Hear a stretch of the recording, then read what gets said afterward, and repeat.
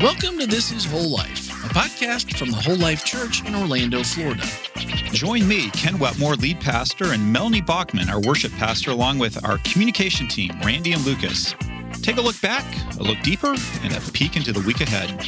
Here we explore meaningful conversations about spirituality, community, and living with purpose. We don't have all the answers, but we are walking the journey together. Wherever you're listening from, you're wanted here. This is Whole Life. Hey everyone, welcome to This Is Whole Life. Every week we dig a little bit deeper into the things happening here at the Whole Life Church in Orlando, Florida. And it is a special edition. It means nothing to you, but it kind of does to us because it's a Saturday morning and then we are between services. And that should tell you one thing. Anyone want to guess? Oh, I have a guess, but I feel like I don't want to take that away from the people listening. Well, now I'm curious. What's your guess, Ken? All right, well, lock it in at home before I say it. I think it means we have a special guest. Wow. How did you know?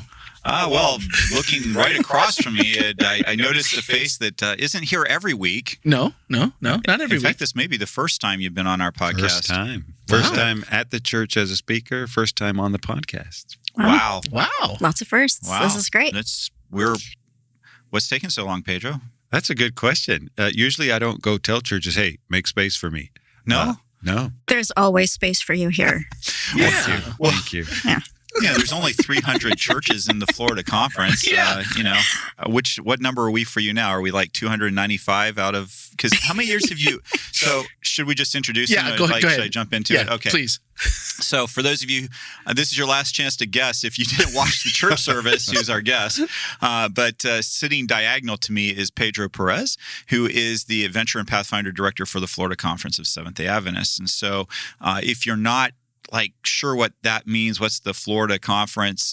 Seventh-day Adventist Church's org chart looks like there are churches that get organized into conferences, and then conferences get organized into unions. I'll just leave it there. But the Florida Conference is made up of mostly churches in Florida, Seventh-day Adventist churches in Florida, of which there are about 300. There are about 30 educational institutions that are also covered.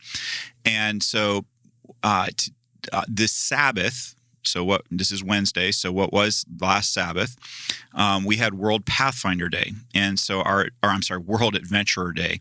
And so our adventurers were featured in our church service. We had our children's choir, their adventurers greeting at the doors. They were helping out with the online community. Yep. They were all engaged with everything. And so as a special treat, we have our adventure director for the conference, Pedro, here to speak and to be present with us. And I know you travel all over Florida, right? And how long have you been doing that? I came to Florida in August of 2010 to be the director.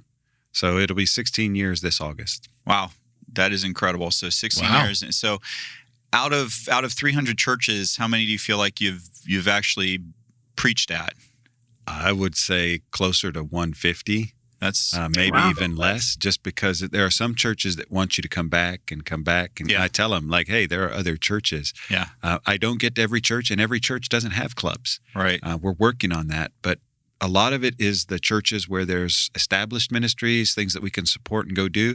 We try to balance that out all across the state with North, Central, West, and South to make sure there's a presence that's equal in those four areas. And also try to do some of the bigger churches, but also hit some of the smaller churches so that they feel like there's a presence there as well. Absolutely. Randy, are you cool with me just asking some questions before we jump into the sermon stuff? Go for it. So let's talk for a minute about Pathfinders and Adventurers. For some people listening today, they have no idea what we're talking about. They're like adventurers, Pathfinders. I don't know what this is. And there are others who are very familiar with it or think they are. Can you just give us a kind of a brief overview of what Adventurers is and maybe also Pathfinders? Sure.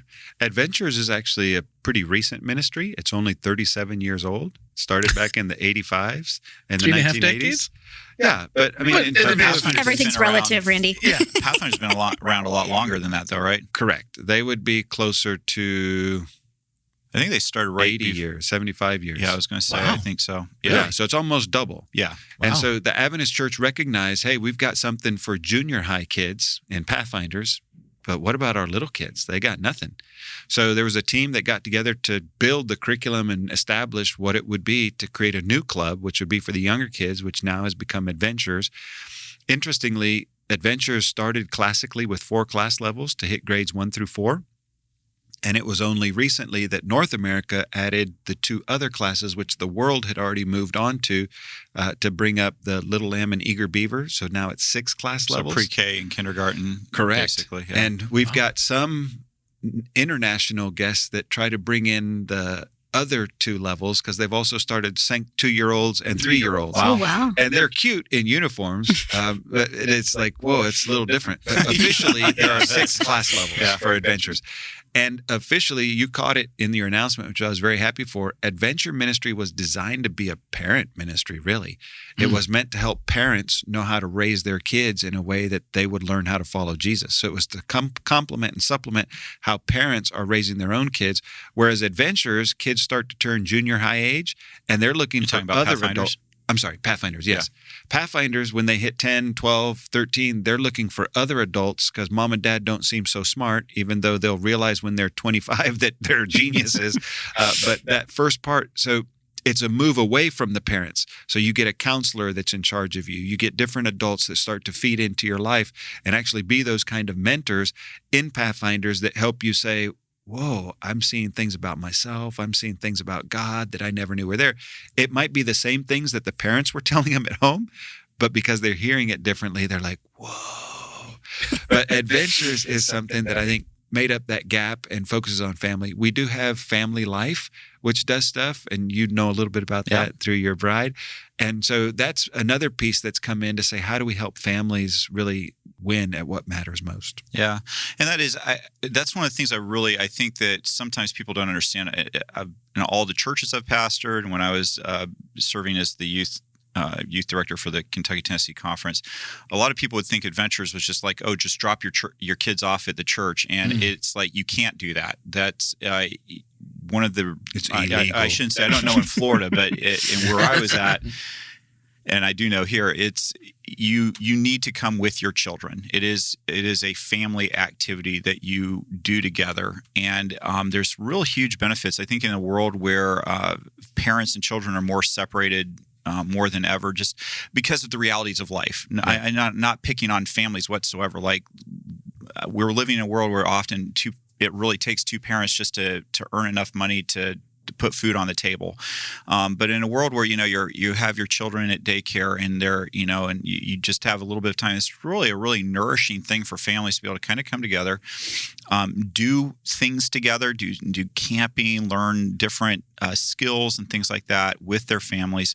And so I'm a big fan. I really think that Adventures, when it's really firing on all its cylinders with the families being deeply engaged, it's just a phenomenal program, and it's very well designed for that.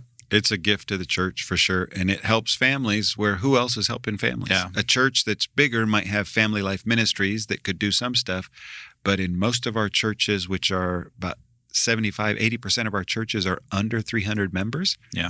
And most of those churches have 150 people attending regularly. And to have a Family Life Ministries director, to have those resources aren't there oftentimes. So larger churches have those resources and have access, and it helps families in different ways. And I would tell, obviously I'm pastoring Whole Life right now, but I have pastored small churches, and I can just tell you, if you're listening to this and you're part of a small church, one of the ways to build that church and to help it grow is to have a active Pathfinder and Adventure program. And I know, trust me, getting the momentum to get it started is really difficult. And one of the things that we've done here at Whole Life with our Pathfinder program is that we've actually combined our Pathfinder program with several other churches that maybe have a little have fewer young people, because it's like one of the fun things about Pathfinders is being around lots of kids and not just being the only kid. I was at one church where there was literally one Pathfinder and 5 adults. Oh, wow. And we actually eventually had to close that club down because it was more about the adults than it really was about the kid, and so we had to reshuffle our priorities and get things. Who says Pathfinders aren't fun if 5 adults want to be there? Yeah, well, that's a different club. Oh, that's the Master Guide Club. Oh, we can do that, but we're not going to call it Pathfinders. So, but no, for those of you out there, what are Pedro? You kind of see what do you see the benefits to churches with having Pathfinder Adventures, and what are the benefits that you see to families and children who are engaged with it? I know that there's been a fair number of studies about this, so I know I'm kind of giving you a leading question here, but thank you for the leading question. You're welcome. The clubs definitely make a difference. You said earlier that you believe that when a Pathfinder Adventure Club exists in a church, that they're more likely to grow. It's very simple. Families attract families. And if a church doesn't have families that have kids, then you're probably not going to grow. So having clubs, having ministries, here's what I've learned a long time ago. The more options you have for people, the more opportunities there are for them to engage. If your only option for a kid is Sabbath school, and if you only have 5 kids and that Sabbath school is for all ages of those 5 kids because you only have one teacher, you're probably going to struggle for a while as a church until you create new ministries, new opportunities, new ways for families to connect. And that's why larger churches have all kinds of opportunities, right? They have midweek stuff for young people. They have clubs for people. They have Sabbath school still. And it's all those pieces. I'm convinced that club ministries help strengthen churches. It helps strengthen the church in terms of the way that the volume, because it attracts people, but also in the quality of life that those young people will have. I love that Pathfinders gives a chance for a young person to feel like they're good at stuff. For me, it was I grew up on a farm in Kansas, so I knew about chickens, and they told me I could earn an honor about chickens. I was like, yeah. And I knew all the stuff already, right? Like I knew a lot of that stuff, and it made me feel like I knew things. When I could build a fire, it made me feel like, wow, I can build a fire. Those kinds of things help build confidence for young people, and that pays dividends moving on. There is a phrase within Pathfinders that says, once a Pathfinder, always a Pathfinder. Yeah. Yep. And so I've asked some of our adult leaders, I'm like, so how's that phrase go for adventures? And they're like, well, what do you mean? I'm like, well, why don't we say that for adventures? Well, because we don't. Well, okay, but why? Well, because you don't say once an adventure, always an adventure, because we realize what? You move on to Pathfinders. Mm-hmm. Yeah, but somehow we said Pathfinders is the final ground, right? We said once you're a Pathfinder, and I've challenged them a little bit to say, what if we made a bigger intentional push to say, once a Pathfinder, yeah, always a Pathfinder in your heart, but I've seen so many kids age out of Pathfinders. I've seen so many kids disappear after Pathfinders. The memories don't leave them, but here's what I'm trying to make a push for. What if we taught young people to be connected to the church? What if we taught young people to be connected to Jesus outside of the club? The club's a tool, right? The club's a vehicle, but it's not the end. It's not the pinnacle. And sometimes I think because Pathfinders is so strong and contributes so much and makes churches so much better and helps families, we think that it's the final answer. But I've watched rehearsal for Pathfinder Sabbath, and kids aren't involved in Sabbath school that day because they're practicing for Pathfinder Sabbath. I've seen them go on campouts, and they're not in church that weekend because they're on campouts. And we've tried to get kids so involved in so much stuff that sometimes I wonder we've helped them think that Pathfinders is it. It's the ultimate thing, instead of being with the church family and being connected and serving somehow in the church, and then taking a role or a responsibility as you age older, whether that's giving back in Pathfinders and leading as staff or moving on and taking on another role in the church. But it's almost like we've tricked them. It's like a bait and switch. This is it. And then you turn 18 and now what do I do? And because they're not connected to a church, they don't have those relationships with other people outside the club, they're not sure where they fit. And who likes to go somewhere where they don't fit? Like, who likes to hang out in a place where they don't feel like they belong? So that's part of, I think, the thing moving forward that we've got to work on to help strengthen club ministries. But I love challenging people with those phrases. Pathfinders have statistically a better chance of being a lifelong Adventist than somebody who's not involved in Pathfinders, because it does connect them. But we're saying, how do we connect them in real ways instead of just attendance ways? Like, that's not the, if the goal is to keep them attending church, that's very different from we want them to be active and serving in the church and contributing. Yeah, I agree with that. Love it.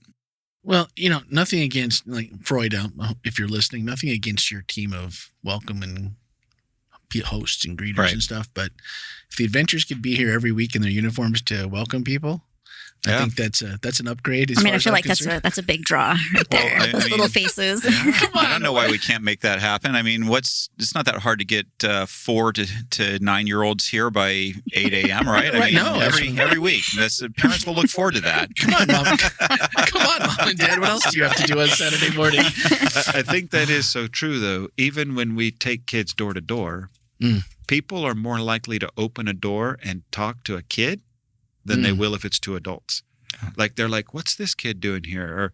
And they think they're going to sell them something, or they're ready for that. But even at a church, when you walk in and you see kids, not only is it good for the kid, but it's good for the other kids who might not be a part of the club, because they're like, why do they get to do that? Yeah. How come they're the greeter? How could I be a greeter? And the principle is, we like to see people that look like us, right? So if I see kids on the stage, then I think, whoa, this is for me. That's representation. This service is for me, because there are people like me on the stage. So I challenge churches to do that. Instead of just once a year for one Sabbath, putting kids on stage. One of our churches here in Orlando every month has Pathfinders at the door greeting and being involved so that they're visible. For families, I think it's fun because, like, oh, good, they get to use their uniform more than once a year, right?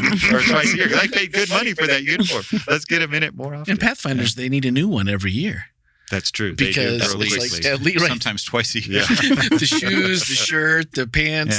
When did this happen? I can't believe it's time to dust them off and now it don't fit. Have you thought about relaxing the uniform standard a little bit so the pants can become shorts? That's my dream, Ken. I want a capris, green, I'd go more shorts than capris, but I've got a dream of having a green Master Guide uniform with short sleeves and shorts. Oh, I bet you have that dream here in Florida. Yeah. So for those of you who don't know, the Master Guide uniform, literally, if you are buying a Pathfinder Master Guide uniform, you will get it from a store that also sells military uniform, surplus. Army surplus store, and it is wool. It is straight up heavy duty wool, and it is brutal in the Florida rumor sun. that you were going to be in yours this week. I opted out. Did you? I did. I opted out. When Pedro came in without his jacket, I was like, I went home and changed. Did you see that. Haas today? I did. He came. He's got, he's got the Master Guide across the chest here, so we know you're legit. But Haas had his sash on, full of honors and all the guides and all the pins and all the everything else, like the bling. The bling. He was definitely set up. Well, I will say this, Pedro. I was more a fan of the kids at the door than I was of your sermon. Cool. Wow. Yeah. That's not really the way to treat a guest, Randy. I apologize for him, Pedro. I mean, I don't disagree, but I apologize. No, the sermon was great. It was. And in all seriousness, though, it is the thing that I think we all hate to be reminded of, is that we should ask for help when we need it, because first off, we have to admit that we do need it, which isn't easy for many people. And I think for a lot of different reasons. I mean, there's always, I can do it myself. I've got pride, or I was raised with, no, get back out there and do it until you finish it and fix it. This isn't an option. You have to somehow figure this out on your own, no matter how hard it takes, because it builds character. And, I built a fire. I can now live in the wilderness away from my parents. This is awesome, right? The things that we think about. And, you gave some very compelling, though. You had me, you started without me, and then you brought me in with Michael Jordan. And you could have just stopped at Michael Jordan, because that is, if you're looking at someone who, maybe was someone that probably most people on the planet, even if they didn't know all of it, they would at least know who he was by recognition, right? And just like, had a coach, the personal trainer, all the different things, teammates, and all of those, and still asking, for a favor or asking for help. And like we were talking about, how this Pathfinders and adventurers integrate families, they integrate kids. I want to find my people. And when you do that, it's more fun, your relationships. You said it's maybe one of the easiest ways to make a friend. And I'm like, maybe that's the key, because like you said, we all want to go where we know people, we see people that are like us, that we can be friends, potential friends with. And maybe that's the thing we have to remember as we go into like, oh man, I really don't want to ask for help. And I don't want to ask. And sometimes though, I don't want to ask my friends either, because I'm like, I don't want to be the guy that like, oh, Randy's coming, he's going to need something from me. Like he's the guy that always asks for help. Yeah. So in the courage, I'm like, so maybe I was thinking maybe you had a good like personal elixir. Do you have a something you go by, something, the knowledge that you impart on the youngers when you're like, hey, sometimes it takes courage to ask for help, but ask for it anyway. How do you tell them to approach that if they're like, Pedro, I don't want to, I don't know how to, I'm nervous, I'm scared? And that's why that first point of we all need help is so powerful, right? Yeah. And that's why the guy in the story of don't we all? Like duh, like you need it just like I do. But having the courage to ask for it just says, I'm not going to miss an opportunity to grow or to get better or to get the help that I need. And that's where the whole introduction is really designed to go. Like none of us are as good as all of us. None of us. Like we all need other people to help us. So to get over that stigma of it's all up to me, or to get over that hurdle of I just got to grunt through, or like the expression is pull yourself up by the bootstraps, right? Oh, I love that one. That's a good one. Like I think for a young person to know, don't we all? Yeah. Like it's not unique to you. Like you need help. At some point, I'm going to get sick, so I'm going to need a doctor. At some point, I'm going to break my foot, so I'm going to need someone to help carry me, or I'm going to need something. At some point, I'm going to find words that are too hard to spell on my own. Or for me, geometry in 9th grade almost killed me, right? I was like, what in the world? What's this stuff with figures and letters and what? So I need the help of the teacher, right, to help me understand. Yeah. So the whole idea of help is somebody who's done it before, or somebody who knows more than me can help me get further faster. So why wouldn't I ask for help? It's almost like realize that the worst thing you can do is not ask for help. Not ask for help. Of course, logically, we all know this as Christians, but God can help us. Yeah. And it's like, okay, but I don't know. Sometimes I feel like we were raised with, and maybe this is just religion in general. Well, God knows everything. Omniscient, beginning, end, middle, knows all this. Yeah. Well, when you think about you gave examples of Moses, Esther, Jonah, all different people, but also I feel like maybe Esther was the only one that was like, man, better do some praying on this thing. Moses was like, the stakes were a little higher. Well, but like Moses was like, no thanks. No thanks. Burning bush or not, I don't. And Jonah's like, no, absolutely not. So I'm like, where do you? As I was thinking about those, like, where do I fit into this group?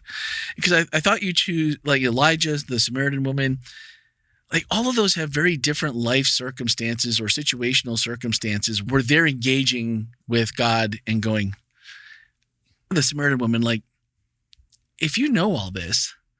And that changes it. So I'm like, how come I know that God knows all this? How come that isn't more of a, I'm going to go out and tell everybody kind of situation like it was with her? And maybe counting on God earlier once I have that realization. Yeah. I don't know.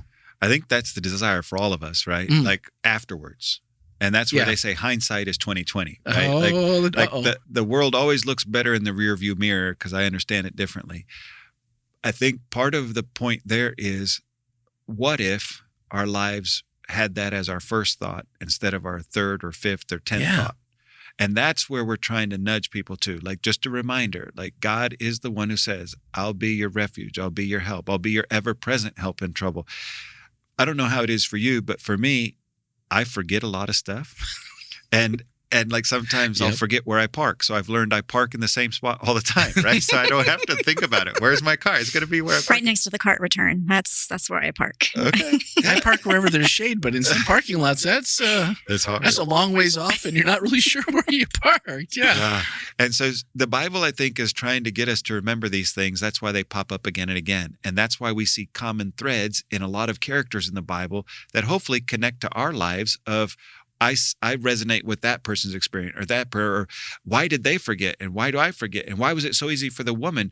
Because the woman was like, I got to tell everybody, like God sees me, like he knows me, like come meet him. Like he's the best thing that ever happened to me. And that's, I think, the beauty of her story, because she could have tried to stay hidden. She could have said, I'm not going to be open to the help that he's offering me. I don't want it. And I've done that before with God. Right? Sure. He's said, well, if you let me, I'll help you with this. But I've been like, no, thanks. I got it. And how foolish is that, right? Like it doesn't make sense.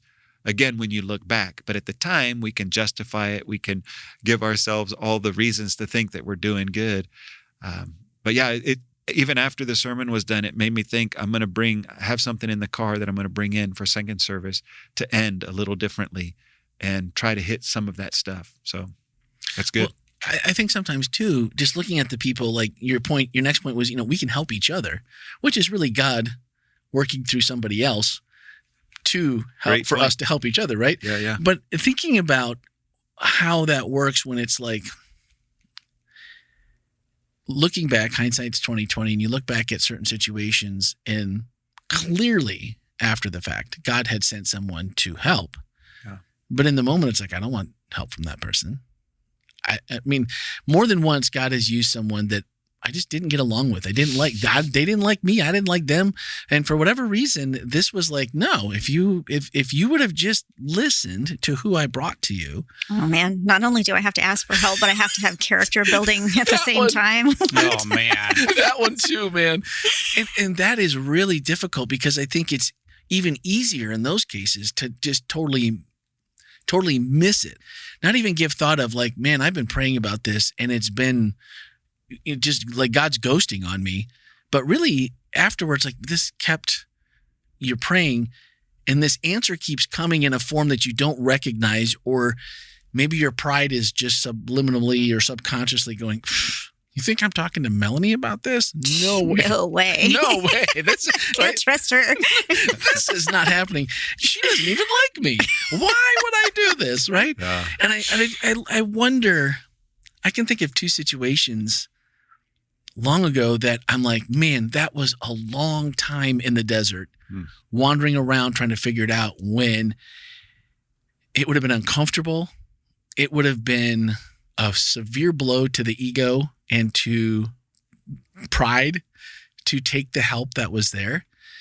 But I also wonder, what do you miss by missing those opportunities? What in the journey did part that you probably could have figured out a lot sooner and maybe better without going through the rest of what you went through, waiting and doubting and being, maybe self-loathing, down on yourself, bad self-talk. I mean, all the things that come with, I don't have answers. Yeah. So There's a familiar story of a guy who's on a roof, right? And there was a flood. You remember that story? And so he's on the roof and he's praying, God, you got to help me. And I don't remember all the details of the story, but I think there's like a boat that comes up and he's like, no, God's going to help me. I don't need help. Thank you. I'm good. go get somebody else. Yeah. Yeah. Others need help, but not me. No. And then another thing, and in the end, like a helicopter comes or something. Yeah. And he's like, no, I'm good. I got it. And then at the end of the day, what does he do? He complains that God didn't show up, right? God didn't help him. And I found myself in that scenario before too, right? Where like God didn't do the way that I wanted him to do it. So I discount it. In preparing for this week, I love a quote that I read. A guy named Warren Buffett, like a financial genius, he said that whenever something bad happens to him, he plays the rule of 3 good things. And I was like, what's that mean? So he said, okay, so let's say that I have a flat tire. Okay, that could be a bad situation, right? That could be something that I'm not happy with. He said, so then he'll tell himself 3 things. He'll say, good thing that I have a car. Yeah. Like, that's pretty cool that I even have a car. Good thing that I know where the jack is, right? Or good thing that I've changed a tire before. And he said it gives a mental reset for him. So the thing happens, but then the next thing that he does is, I'm going to say three good things about what I do have to do a mental reset to now be able to face whatever that situation is. Now, Warren Buffett will come at that from a secular side, right? Not from a God side. But what if we came at life that way too? A situation happens. Yeah. It's easy for me to interpret that situation as the worst thing in my life. This thing just ruined my day. Yeah. But what if I could reset it and be like, wait, like, good thing God's still with me. Good thing God's put people in my life and I've still got a phone and I can call people, right? Like, good thing I've got other resources that can help me. Like, what if we could train ourselves? And that's where I think the power of Romans 12 is, like the renewing of our mind. That's the secret to transformation. Renewing our minds, asking God to change the way that we think so that whatever the situation is, instead of interpreting it as, this is going to be the worst day of my life, good thing, good thing, good thing. And how could God be those good things and help me get through that?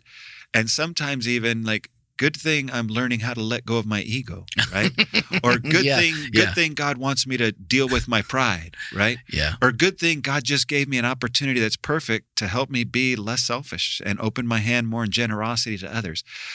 What if that was our response? And how would that enrich our lives? And how would God be able to actually accomplish more good through us, which is, I think, even more exciting? Yeah. Gratitude for sure changes everything. 100%. And I think that's something that I work on all the time, just trying to. And yesterday I was I won't tell the story because it was embarrassing, but I was grateful for Lucas because Randy was losing it over here. And me and Google went to war yesterday and Google won until Lucas stepped in and fixed part of it at least before. I was like, you know what? You just need to go. You go home. I will stay here and stew by myself. I'm this angry. And then I went and picked up a friend from the airport and spent a couple hours. And he's like, man, it's good to see you. And it was a good 8 hours of just catching up over coffee and nice little reset. Jimmy Hula's.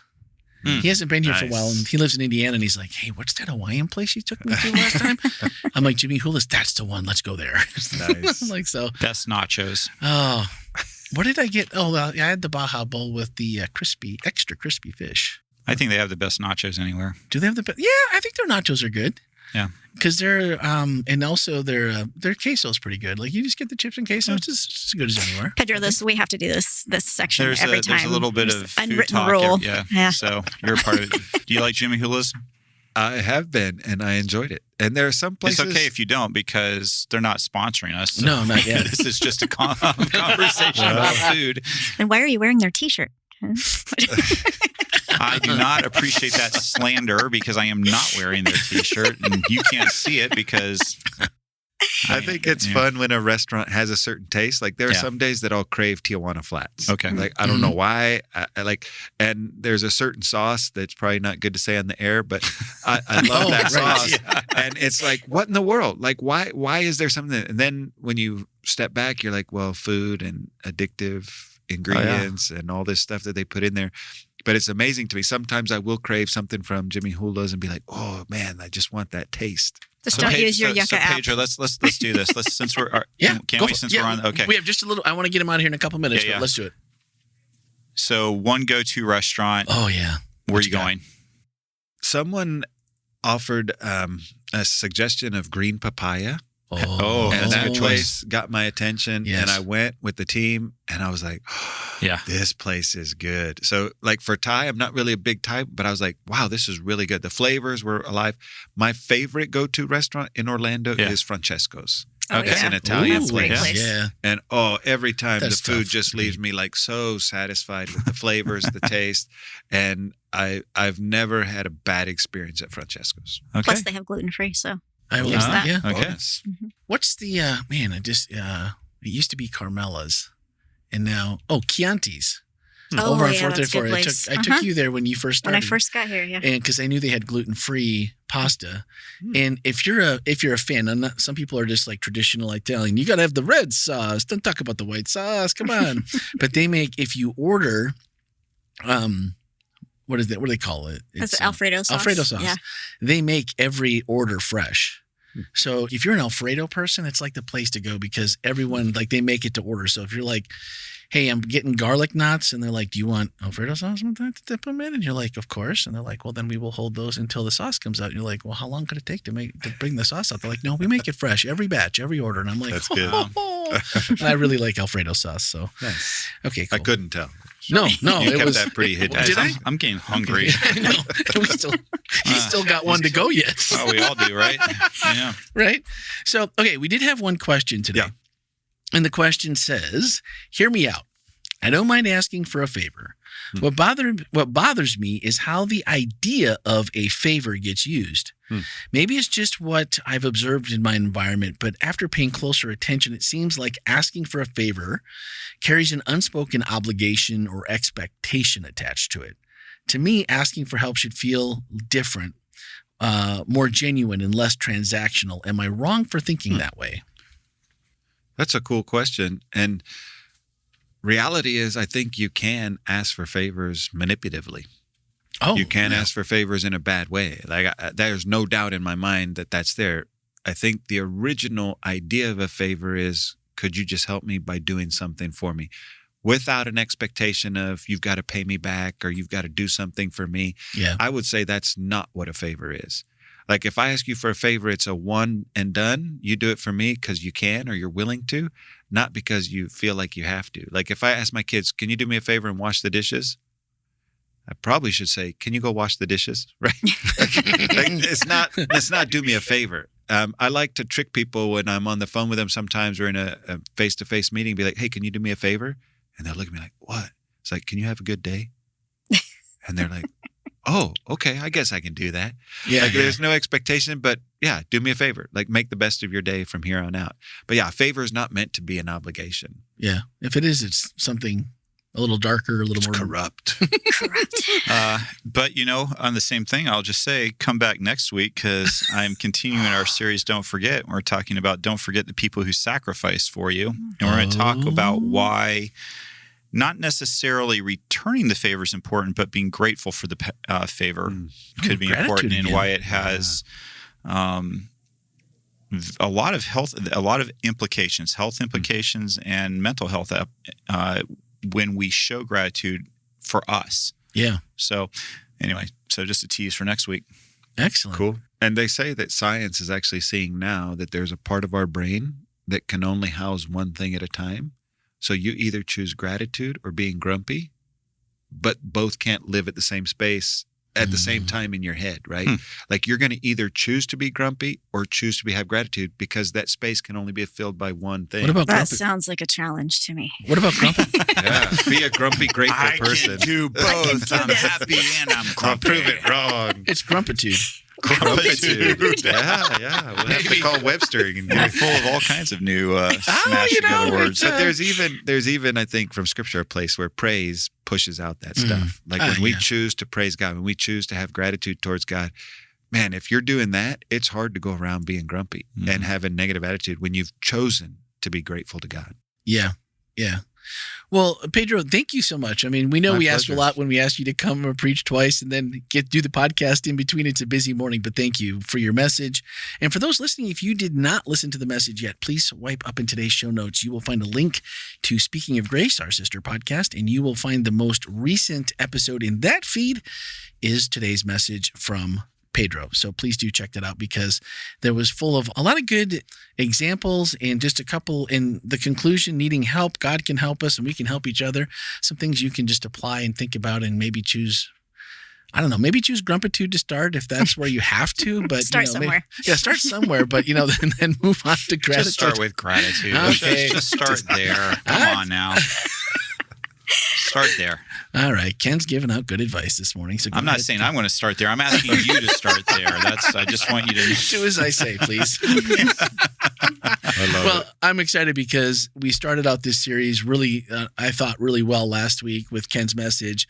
Yours has followed up really well, and I'm excited to hear what we continue with this. This is we've already got lots of feedback. So Well, next week is Memorial Day weekend, so That's true. we're talking about don't forget the people who have sacrificed for you. And so, looking forward to that sermon. It's already pretty much put together, so nice. ready to go. Thank you for preaching this week so I could put my sermon for next week together. And I like when I can get 2 weeks ahead where Yeah. I can so that's always fun. I can imagine. That would feel good.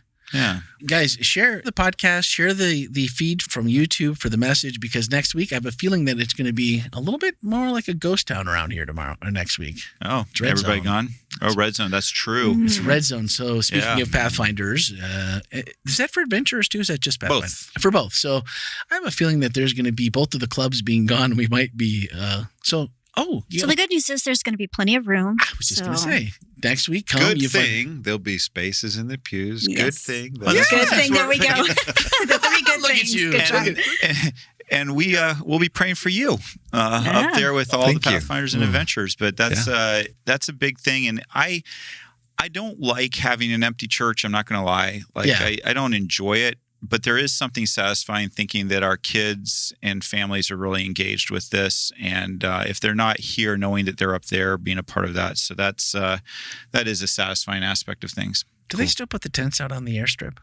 They do. Oh, that's why I don't go. How many people show up for that? It's hot out there, bro. We've got 4,400 registered right now. So 4,400 between Pathfinders and Adventures and all their staff that come with them. Wow.